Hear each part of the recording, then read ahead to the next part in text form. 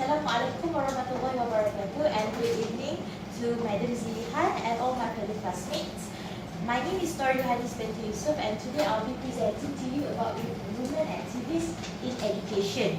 But first of all, I would like to ask all of you, do you ever heard about the word activist? Yes. What do you know about being an activist? Yes, excuse me? Volunteering, yes. Another meaning you know regarding activists? They stand for someone's right. Yes, very good. Activist is actually someone who does social work. They're doing it voluntarily because they want to see some social changes in the society. For example, if you ever met someone who do social volunteerism for the sake of helping poor people, then they are trying to make a social change in terms of making a betterment into the life of the poor people. So that is basically what the activists are doing. And as what you can see from this slide, I've put this word, gul makai. Is it something related to English? No. Is it a name to someone? No. Maybe. Yes, maybe. It could be a name to something. It could be as well. So gul makai is actually a name to someone, a name to the activists that I would like to share with you today. And besides, I'm going to talk about gul makai. I'm also going to couple this topic with the reasons why girls should be educated. Okay, so this is the gul makai that I'm telling you. Gul makai is, anyone know? Activist. Do you know who she is in person? I mean, beside her pseudonym. No. So she is one of, I would say, for me, the greatest women activists that support the idea of education towards children. She is Malala Yousafzai. I think you ever encountered the story, right? So Malala Yousafzai, at first when she involved in activism towards education for women and children, she didn't really use her real name. She used gul makai. Gul makai is actually a pseudonym, a fictitious name, a pen name you use as a means to actually not letting others know your real self. So that's why Malala is using gul makai. Okay, this is a little bit information about herself. She is only 19 years old, a very young person with a big inspiration towards the education system in Pakistan generally, and also she wished to make her inspiration spread more in a sense of globally.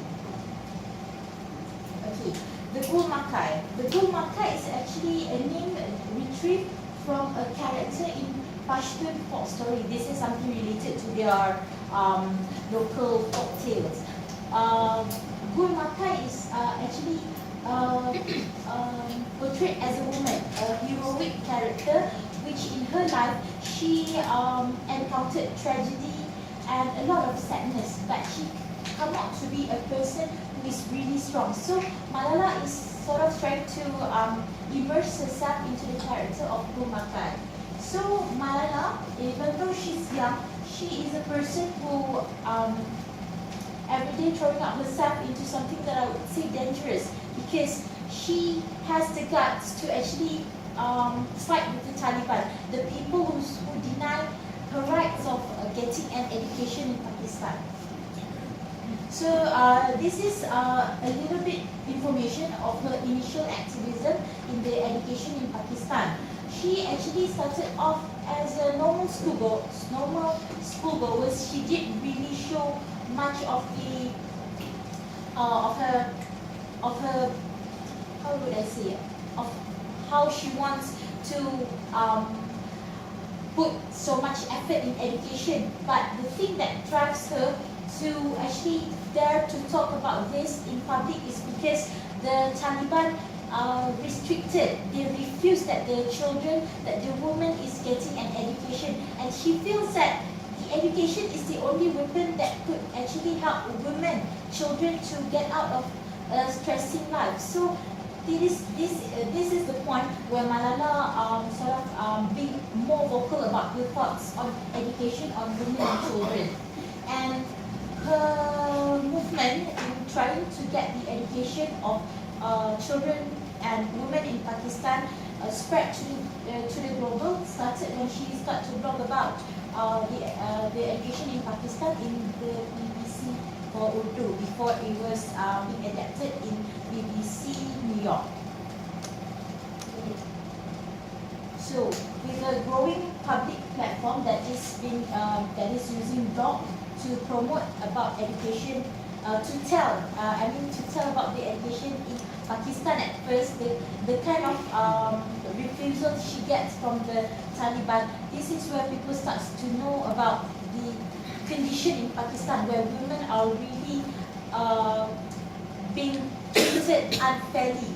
They are not allowed to go to school. They are not even allowed to go out of their home because the Taliban feels that if the women are being educated, they have sort of the power to topple down the government that are now leading the country. So I would like to share to all of you about the challenges that she faced when she wants to spread her ideology to throughout Pakistan. One of the challenges is that she is being targeted by the Taliban. At age 14, her life is under threat. Not just her life, but also the life of her family. Because the Taliban believe that if they don't stop Malala from the start, Malala will start to gather more people to believe in her ideology, and it will be very hard when someone has gained much trust from people. So the Taliban trying to murder her family, but he thought that it might not happen because she's only a child. But that's not true, because in the year 2012, Malala actually faced the most, if you ask me, I would say a very sad and terrifying tragedy. She was shot in the head by a gunman, which is the Taliban, who wants to stop her from spreading the movement of getting the children and women in Pakistan to get a proper education. And the bullet that the gunman fired towards her actually crushed her head. And then that bullet traveled through her neck and over her shoulder. And actually, from one of my readings, it is mentioned that a part of her head actually damaged a lot, and the people and the hospital in Pakistan couldn't take care of it. And luckily, Queen Elizabeth Hospital in United Kingdom took her case because they considered it as a military kind of injuries. It's hard to really treat. It's hard for you to treat it in a normal general hospital.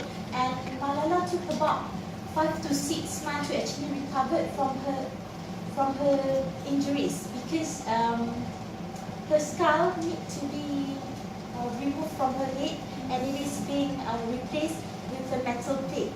Can you imagine that? Part of your head is being removed and is covered with metal plate. It's not easy once this thing happens to you. And she lived. Yeah. And she And she lived. Yeah. That's a miracle. She survived. Even though the doctor at first seems like it's a little bit impossible, but she managed. So that is what fate has in store for her. And despite all the challenges, all the miseries that she has to go through, she actually managed to write a lot of success. And these are some of the successes that I would like to share with all of you. And one of the most prominent success is that she is one of the youngest Nobel Peace Prize that not in this year but in later year she got it along with Indian children rights activist Kailash Satyarthi.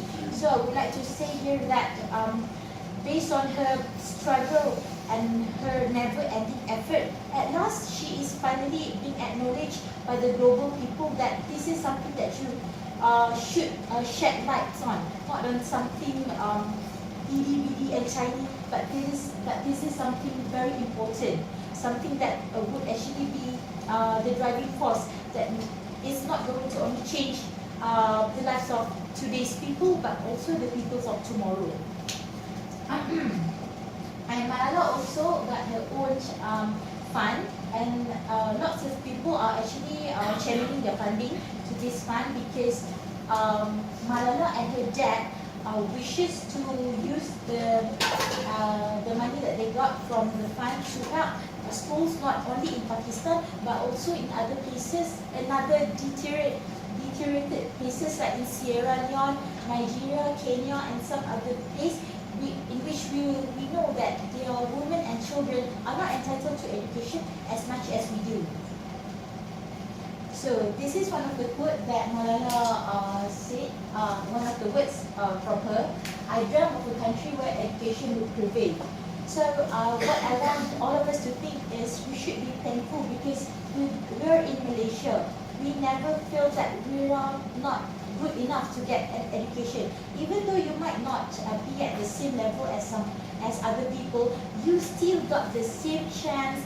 You are still allowed to go to school because we believe, being a teacher, I believe that children are able to excel at their own level. Okay, and done with the part of Malala, the activities I would like to share with you. Now we're down to the reasons why I think girls should be educated. Okay, the reason why I think girls should be educated is because we want to reduce fertility rate. Women who receive an education are better informed about family planning and are more likely to marry later. I understand that you might have a different opinion, different perception of my first point, but what is it that I'm trying to tell you is that when we women are being educated about family life, we are better informed of how we want to plan our family.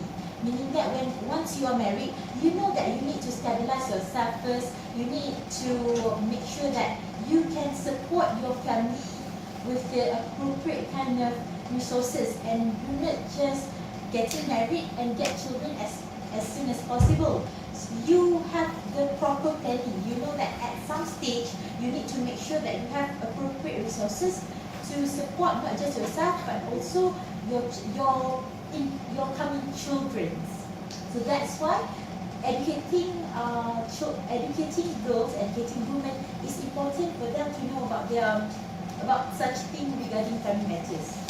The next is lower maternal and child mortality rate. Girls who receive an education are less likely to contract HIV and AIDS and thus likely to pass it on to their children. I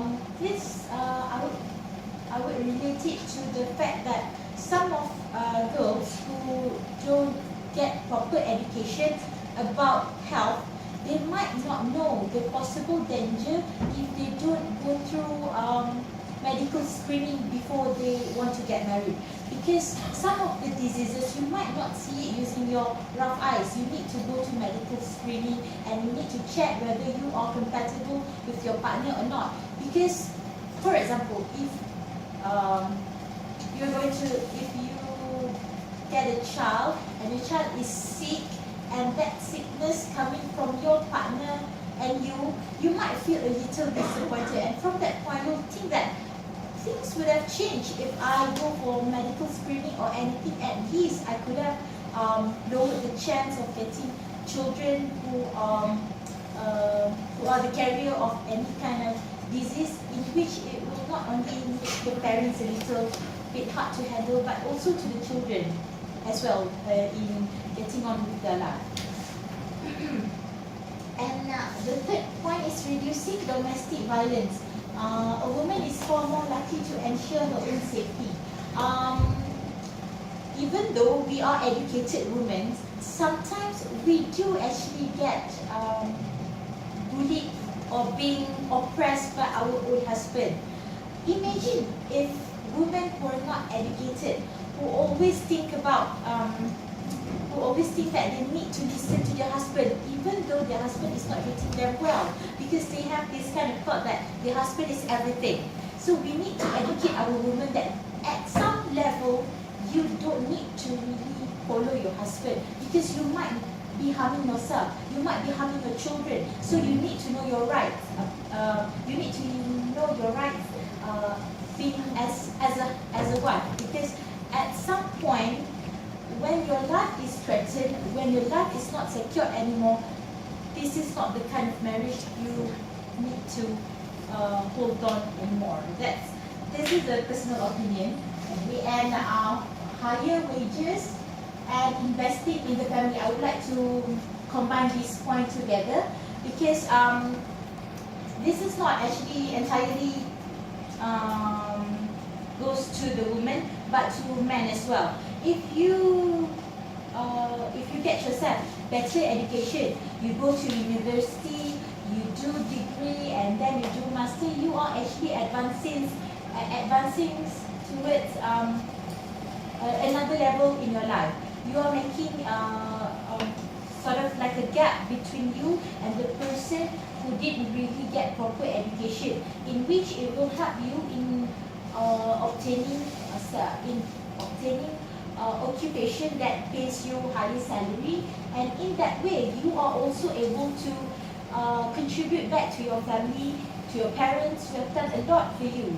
So this point is more like something that I would like everyone to take note with, why we should really think of education as something that we should give priority on to. So that's all for me. Everyone has a right to education, so we should not limit our children, our child, a girl especially, to just stay at home doing the cooking, doing the house chores and everything. She also should get out of the house, explore the world, and know everything beyond her front step of the door. And so go girls, education is for everyone. As a conclusion, I would like to say to everyone that education is important. Education is the key to the changes that you would like to see in the world. So if you want to make yourself a better person, you educate yourself. If you don't know, you go and seek knowledge, because that is how you are making yourself better. That's how you're making yourself a better version than what you are right now. That's all for me. Thank you. Very good one. The reasons are all good. What do you think? You want to answer any question? You don't understand? Yeah, very much. Okay. I agree with all the points that you presented. But unfortunately in Malaysia, women still choose money over education, right? Because with how to say this, wealthy husband, you can live an easy life, of course. But once the husband leave you for other girls or other women, of course the woman who without education will suffer, right? Because they only depends on the husband, only depends on the guy. So what do you think of that? What do I think of it? Yeah. Well, okay. Just say whatever you feel like saying. Nothing is wrong. You are entitled to your own view. Okay? So don't worry.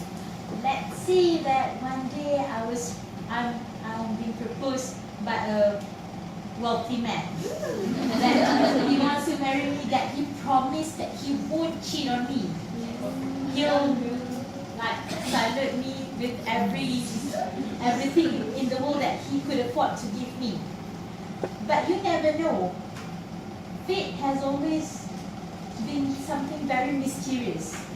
At some point, even though your husband might not cheat on you, but what if he is dead? He is dead and he did give you with single cents. How you are going to survive? This is the point where you have to equip yourself with education. At least if your husband left you because of natural cause, or he cheat on someone else, Or you you know that you are able to fend for yourself. You know that you are able to support your life. You know you are able to feed your children.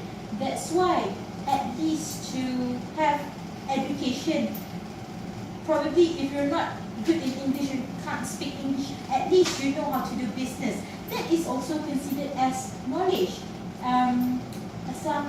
A kind of education that not everyone has the privilege to learn. So being a woman, you are actually really for myself, I think in today's world, you really need to equip yourself with education no matter what happens. Even though the kind of education is the smallest kind of education that you could get, because later on in the future you have the chance to upgrade yourself if you have the willingness to do so.